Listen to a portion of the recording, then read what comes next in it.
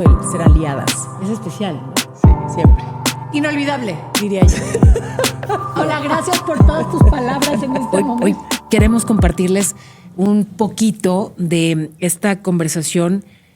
Tenemos pues como un padrino de lujo, ¿no? Sí. Alguien con quien has hablado muchas veces, Luz. Maravilloso, sí. De hecho, en Yoga con Luz lo tuvimos, lo entrevistamos un par de veces. Es sin duda un maestro que es conocido a nivel mundial. Déjame proponerte algo. Vamos a escucharlo. Antes de decir quién es, está sí, bien. Bueno, descúbranlo. Habló de manera muy hermosa justamente sobre el liderazgo femenino. Me encanta. Y nos cuentas de tu Súper. experiencia con él y platicamos de este maestro. Padrísimo. Regresando de esta Increíble, probadita. por supuesto. Tenemos padrino de lujo en Aliadas. Sí, Deepak Chopra. See, letting you know that with this interview, you are being part of the very first episode of not only a new show, but a new adventure, and I would say a very important new chapter in my life. So thank you for that as well. Thank you. And that's why my first question would be, which would be your advice for someone who is facing new challenges? How can we embrace change, transformation, and new beginnings, Mr. Chopra? First of all, change is inevitable. The only non-change in our existence is change. Mm-hmm. If somebody didn't change, you'd worry about them. Or in the United States, you would run for president. I'm kidding. Change is evolution. Change is evolution. So you should ask yourself, evolution is a never-ending horizon. It never ends. Mm-hmm. You know, we start as a little baby, then you're a toddler, then you're a teenager, then young adult, mature adult, all the way. That's what life is. It's transformation. So we should always be asking. I always ask myself, if I had all the time in the world and all the money in the world, what would I do? And what would be my passion? And then you do it, and then the time and the money comes. Mm-hmm. So the passion first, and everything comes after that. Meaning, purpose. Exactly. That's what I wanted to talk about, the purpose in life. And maybe help us a little bit, help me with our thoughts. Our thoughts are usually a source of suffering. How can we change that? How can we use our minds to actually feel better and be better persons? Most of the thoughts a person has are not their own. Mm. In fact, I would say 99.99% of thought is just recycled through social hypnosis. It's the hypnosis of social conditioning. Mm-hmm. And so everybody ultimately ends up being a biological robot. Thoughts, when they rise out of originality, mm-hmm. come from a place of stillness. So the more you cultivate stillness through meditation, mm-hmm. through mindfulness, through reflective inquiry, if you ask yourself, who am I? What do I want? What's my purpose? What am I grateful for? Then the right thoughts come.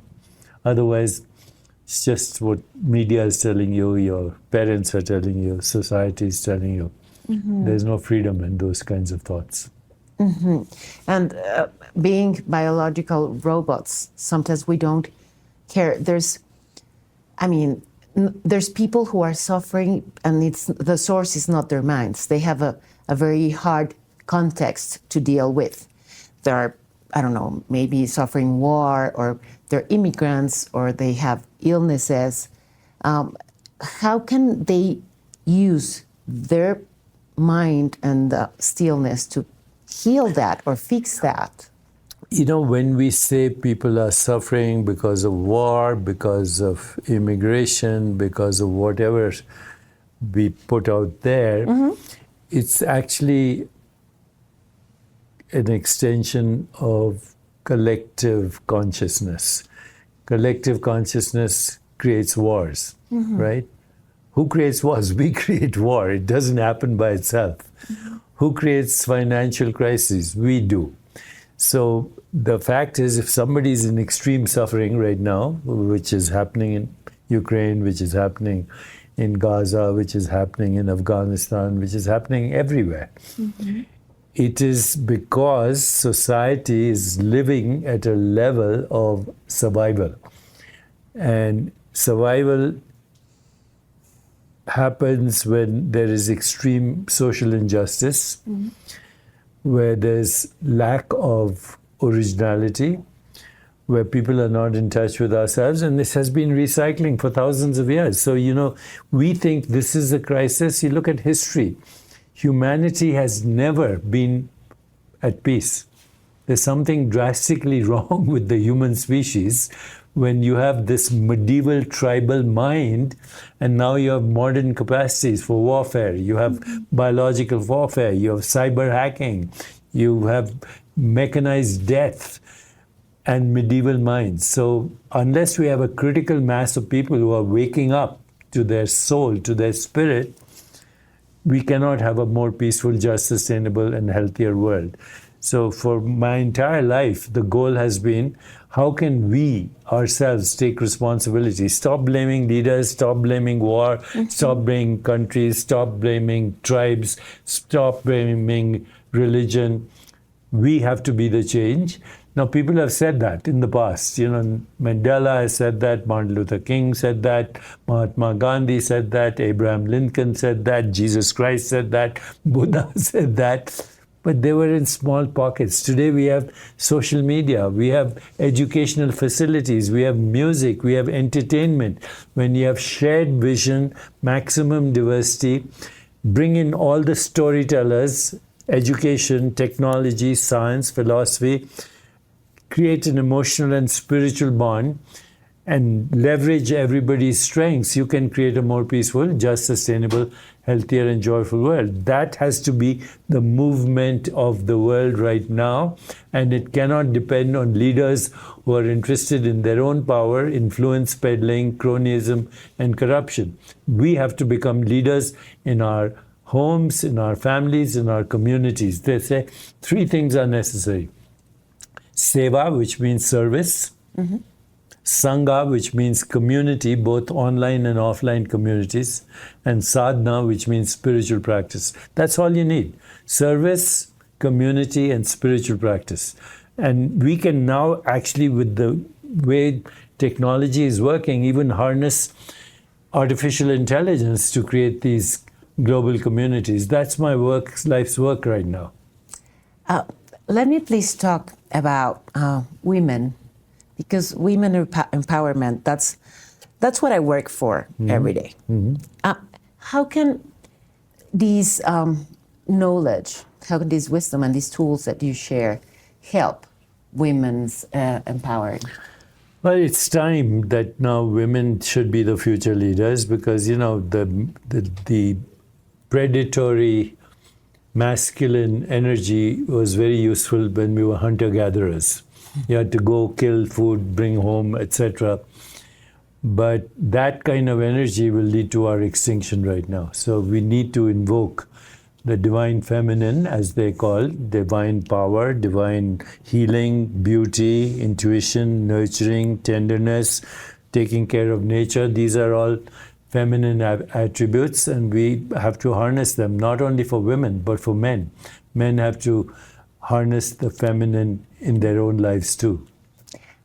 There's more and more women leading corporations, institutions, even countries. Do you find this different kind of leadership among them? I think it is emerging slowly, but unfortunately a lot of women have to compete with the masculine predatory energy, so they think they have to be like that. They don't. How do we have to be?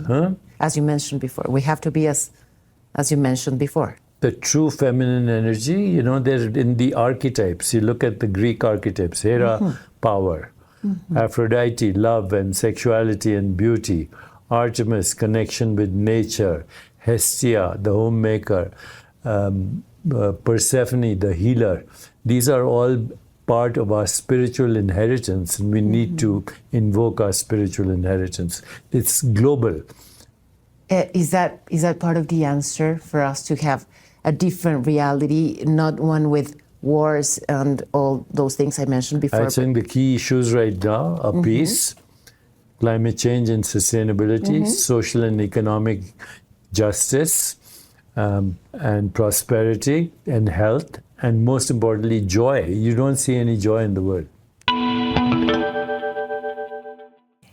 Me fascinó que justamente hablara sobre lo femenino, la energía femenina, el liderazgo de las mujeres. Mira qué bien, los hombres tendrían que integrar mucho más la energía femenina sin pelearse con la energía femenina. Nadie les está diciendo nada más, nomás intégrenla. Claro. Por y supuesto. las mujeres también integrarla más. Sin Oye, duda. pero cuando empezabas a hablar de tus conversaciones con Deepak Chopra, medio te arrollé. No, nada, yo decía que obviamente es admirado, ha tocado, ha hecho una labor increíble. ¿Quién no ha hecho? Muchos hemos hecho los 21 días de meditación con él. Yo lo he hecho como 21 veces. Sí, exacto. Así que bueno, me parece fascinante que sea nuestro padrino. Qué padre conversación tuviste con él. Y súper sí, ser aliadas y seamos aliadas nosotras y ustedes y los hombres también. O sea, esto no es un espacio para cerrárselo a los hombres. No, como claro, decías, abrazar esta parte masculina nuestra y que los hombres también puedan configurarla e integrarla dentro de ellos, ¿no? Es que claro, es justamente la idea. O sea, que haya equilibrio. Correcto. De la energía masculina y femenina, y entonces también la acción y la fuerza combinadas con todo lo que ya necesitábamos. Es una cosa muy potente. ¿Se acabó? Se Sí, acabó, se acabó. pero solo por este momento, porque empezamos uno luego, ¿eh? Claro. ¿Verdad? Qué rico estar con ustedes, es una fiesta para mí. Gracias. Las quiero, las admiro. Paola, rápido, contesta. Y te Paola, agradezco dinos algo. específicamente a ti, Pau, por habernos unido. Paola, gracias por todas tus palabras en este momento. Son increíbles. Paola, se acaba el tiempo. Gracias. Gracias. A nombre de Paola les agradecemos por habernos acompañado en el primer programa de Aliadas. Lo que Paola quería decir es gracias. Y Dankeschön. Merci beaucoup. Evite, güey. Au revoir. Sí, chao, ci vediamo. Chao, ci vediamo. Adiós. Chao. Dankeschön.